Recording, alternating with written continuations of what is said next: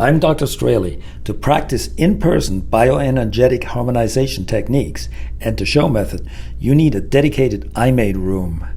An average imaet visit is 30 minutes, 20 minutes of which are the feedback session. Your attendance required is only 10 minutes. So, your imaet room is going to be in high demand and amortized in 6 months.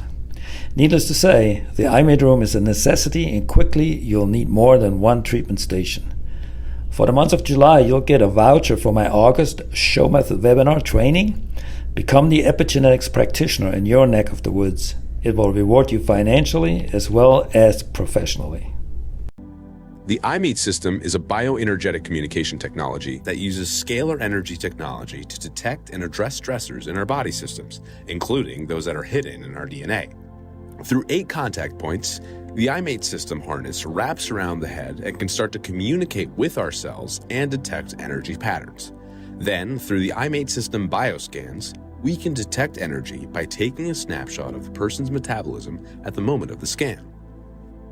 The system detects pesky mutations in our genes that can cause health issues called single nucleotide polymorphisms, or SNPs.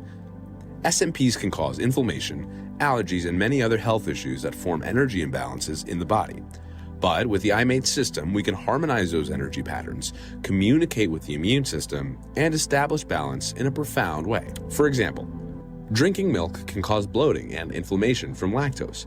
The imaet system can pick up on the disturbances in metabolism and suggest lactose intolerance. Or if the immune system is communicating about the flu virus, that means the flu virus is present. The imaet system connects thousands of years of ancient wisdom with modern science by combining modern quantum technology, ancient practices such as Chinese medicine and Ayurveda, as well as modern epigenetics.